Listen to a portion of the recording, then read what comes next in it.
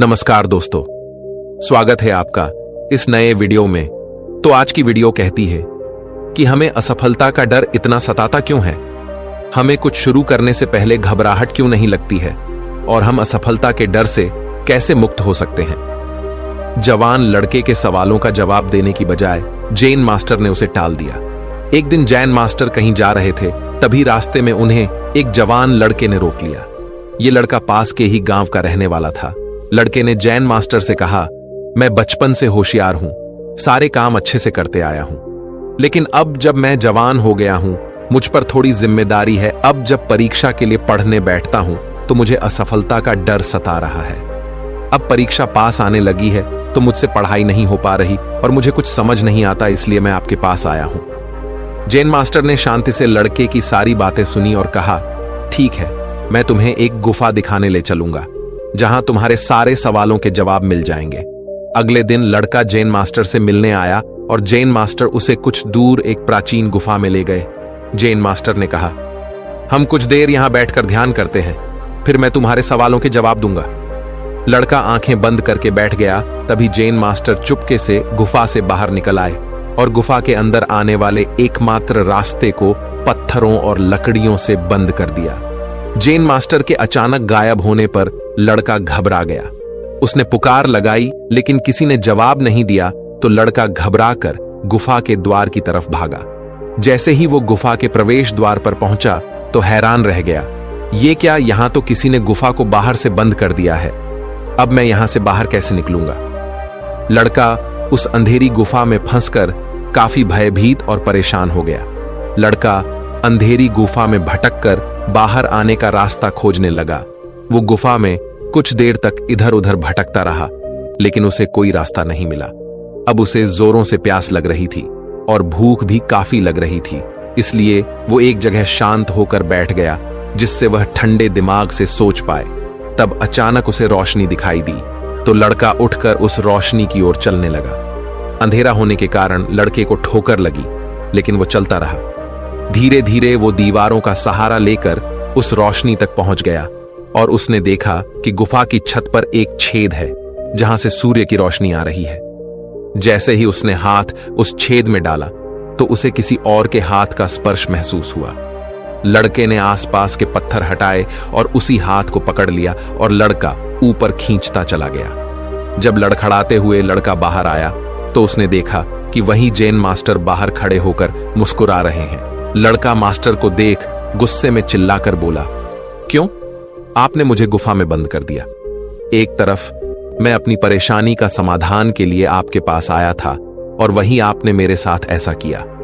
बाबा ने मुस्कुराते हुए कहा, अच्छा एक बात बताओ, तुम कभी इस गुफा में गए नहीं थे तो तुम इस गुफा से बाहर कैसे निकले।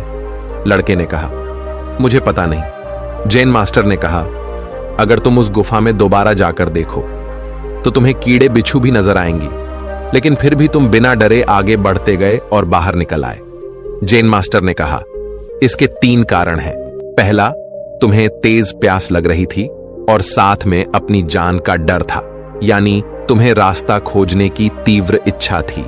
दूसरा, तुम्हें एक रोशनी दिख रही थी जिसकी ओर तुम्हारा फोकस था, यानी तुम्हारा लक्ष्य एकदम साफ था। और तीसरी बात, कोई डिस्ट्रैक्शन नहीं था, तुम्हें कीड़े मकोड़े और बिच्छू भी नहीं दिख रहे थे, यानी तुम किसी प्रकार के डिस्ट्रैक्शन से विचलित नहीं हुए। लड़के ने कहा, मैं इन सब से क्या सीख सकता हूं। जैन मास्टर ने कहा, सबसे पहले ही स्पष्ट लक्ष्य। जिस तरह तुम्हें अंधेरी गुफा में एक रोशनी दिख रही थी, उसी तरह तुम्हारी आंखों के सामने तुम्हारा लक्ष्य स्पष्ट होना चाहिए और सोते जागते तुम्हारे सामने लक्ष्य ही होना चाहिए। इसलिए हर दिन सुबह जागकर तुम अपने लॉन्ग टर्म विजन को लिखो कि मैं यह परीक्षा क्यों पास करना चाहता हूं, मैं जीवन में ये क्यों बनना चाहता हूं। इसे पूरी भावनाओं से लिखो जिससे ये लक्ष्य पूरे समय तुम्हारी आंखों के सामने स्पष्ट बना रहे। दूसरी बात थी तीव्र इच्छा।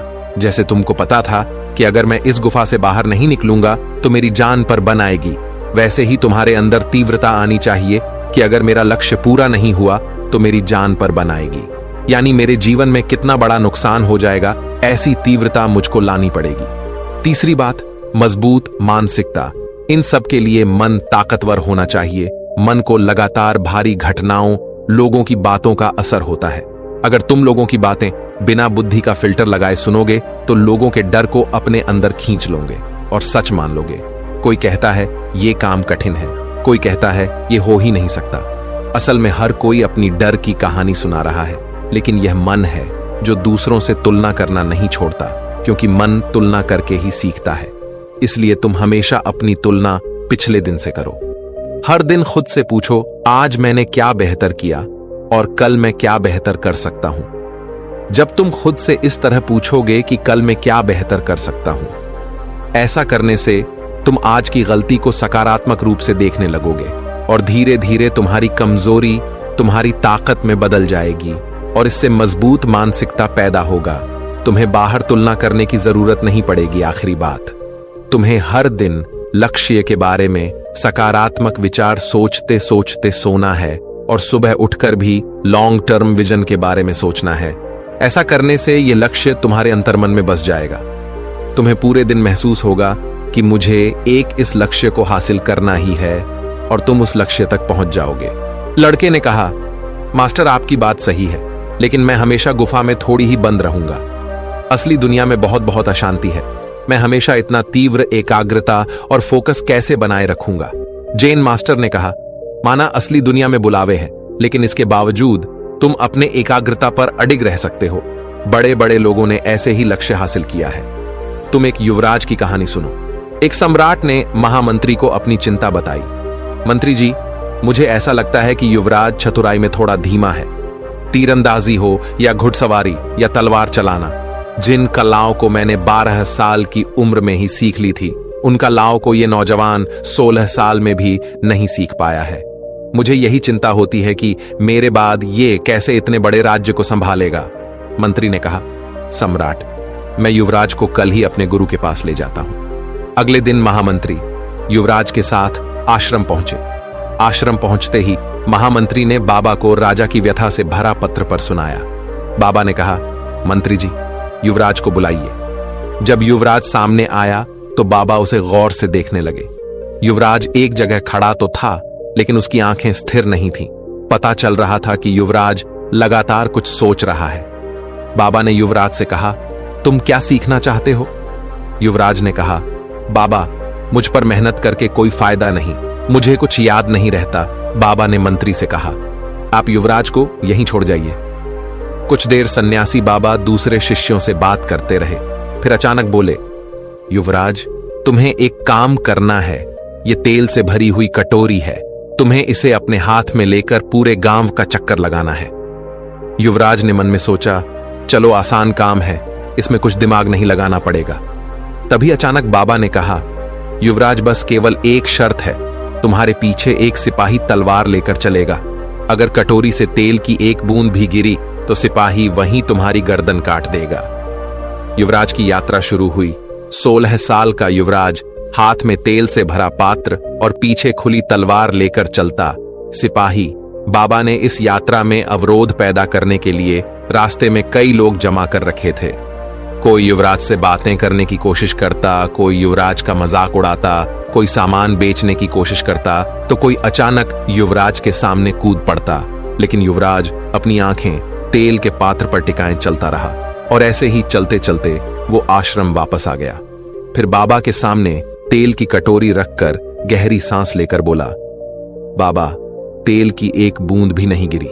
बाबा मुस्कुराए और बोले, अब तो मुझे ये बताओ कि मार्ग में तुमने क्या क्या देखा। युवराज ने कहा, बाबा, मेरा सारा ध्यान तो तेल की बूंद पर था। फिर जिसकी गर्दन पर तलवार लटक रही हो, जिसकी जान पर बन आई हो, वो यहां वहां कैसे देख सकता है। बाबा ने कहा, इसी तरह तुम्हें हर शिक्षा ग्रहण करनी है, फिर तुम सबका हो जाओगे। तुम जो पढ़ोगे वो एक बार में याद रहेगा। युवराज ने कहा, लेकिन बाबा, हर बार जान का खतरा नहीं होता, तो इतना ध्यान कोई शिक्षा में कैसे लगा सकता है। बाबा ने कहा, इस बात को समझो, युवराज, जब तुम किसी चीज पर ध्यान देते हो तभी तुम्हारी बुद्धि और शक्ति प्रकट होती है, नहीं तो तुम्हारे अंदर बैठी शक्तियां लगातार मंद होती जा रही हैं। इस बात को हमेशा याद रखो कि मृत्यु का जोखिम अभी भी है। तुम्हारे एक जगह मन न लगाने से तुम्हारी योग्यता ये मर रही है। इसलिए जो भी करो उसमें अपना संपूर्ण ध्यान लगा। कुछ ही समय में यह तुम्हारा स्वभाव बन जाएगा और तुम्हारे अंदर दबी हुई योग्यताएं उचित समय आने पर प्रकट हो जाएंगी। बाबा की शिक्षा लेने के बाद युवराज वापस लौट गया। उसके अंदर सारे डर समाप्त हो चुके थे। युवराज पढ़ाई, ज्ञान, विज्ञान, कलाओं में मन लगाने लगा। वो बड़ा हुआ और एक महान अर्थशास्त्री और सम्राट बना।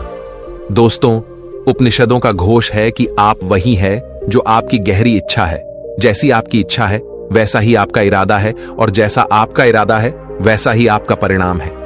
जैन मास्टर ने आखिर में कहा, अगर आपके दिमाग में यह बात अटकी है जो आगे नहीं बढ़ रहा है वो नष्ट हो रहा है, जिसका सृजन नहीं हो रहा है उसका विनाश हो रहा है। अगर आप उपयोग ना करो तो आपकी सारी शक्तियां नष्ट हो रही हैं।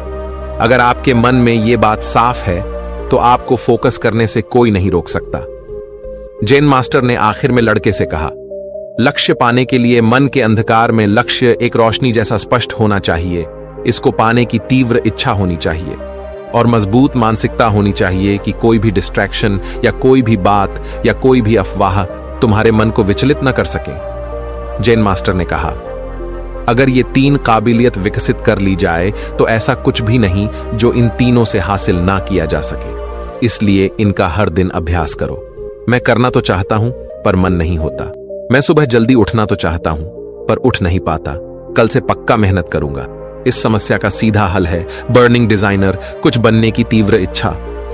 तो दोस्तों, कैसी लगी आपको ये कहानी? आप हमें कमेंट सेक्शन में जरूर बताना। चैनल को सब्सक्राइब जरूर कर सकते हैं। तो चलिए मिलते हैं ऐसी ही कोई नई कहानी में।